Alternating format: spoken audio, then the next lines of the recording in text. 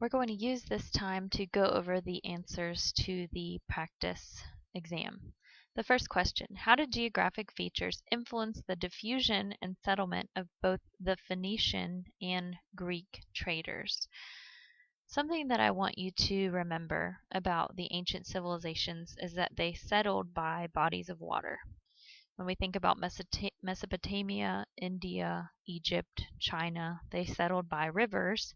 The Greeks are going to settle along the Mediterranean Sea. So that answer is A. If we think about why they chose to settle by bodies of water, that's going to help them sustain the population through fishing and drinking water and bathing. And then it's also going to influence trade. They can travel easily to trade goods. Something I want you to jot down about the Phoenicians is that their alphabet influenced our alphabet. So that's something else to know about them.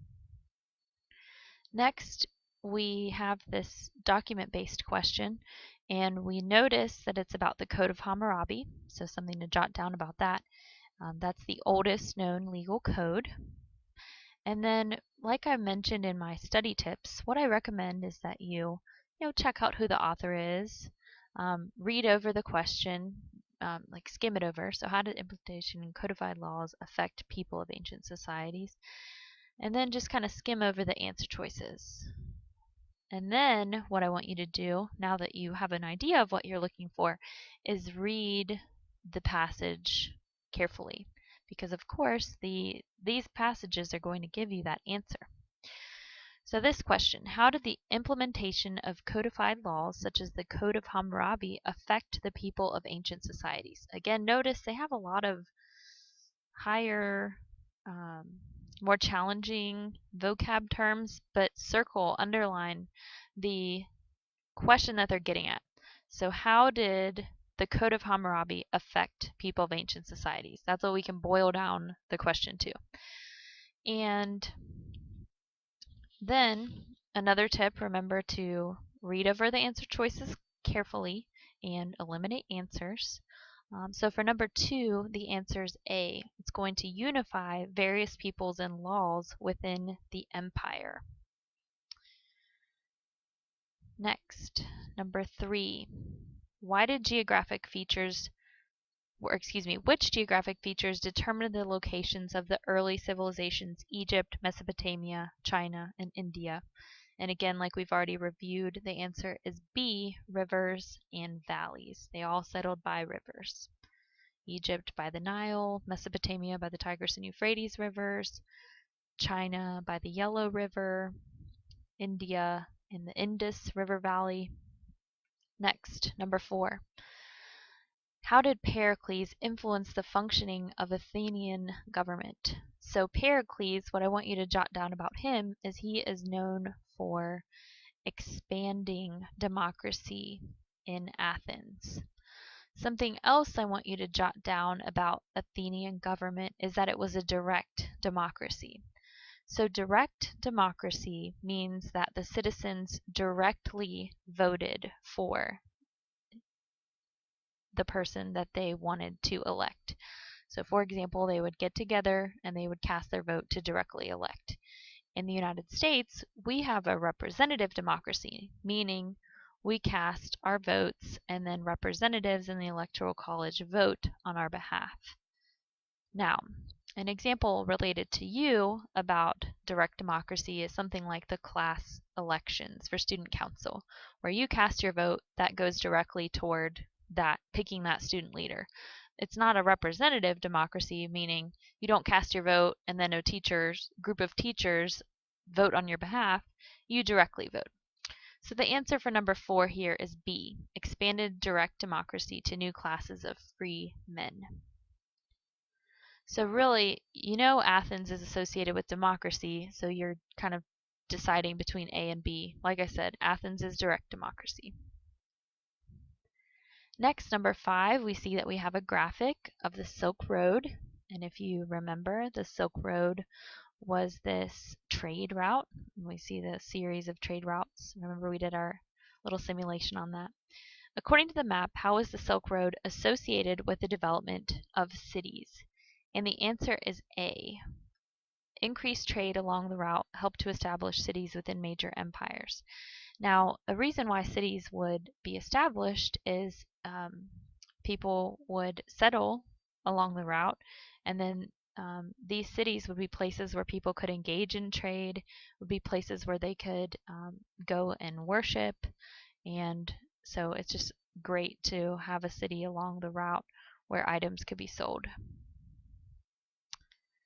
Next, number 6, in the Middle Ages, European monarchs claimed to rule by divine right. What purpose was served by this claim? So what I want you to write down about divine right is anytime you see that word divine, it's related to a god.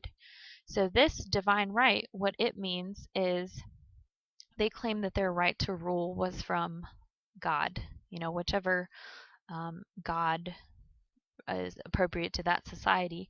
So this is going to be D. It strengthens the monarch's authority to rule. What we see is this is going to just strengthen their power because they're going to claim that their authority is from a higher power. So that's why it's D. Next, number 7, again, a document-based question. We see it's the Magna Carta.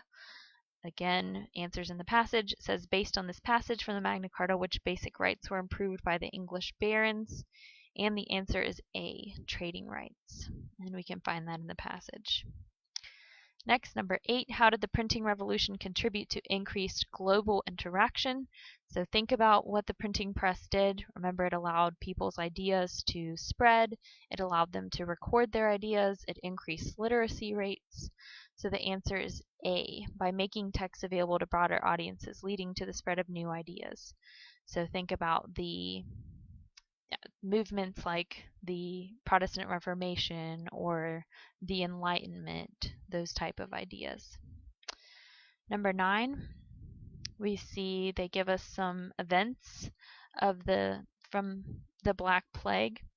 And the question is, what conclusion about effects of the plague can be drawn from the listed information? So that's another thing I want you to notice about the test, is a lot of drawing conclusions, not just memorization of answers. And the answer is A.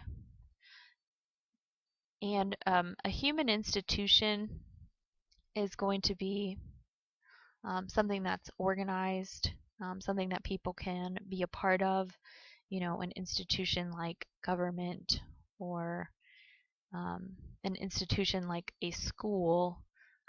So this means that as changes were experienced in society, it caused people to change how they structured society and organized as well. Number 10, which is an effect of European exploration of the Americas? The answer is C.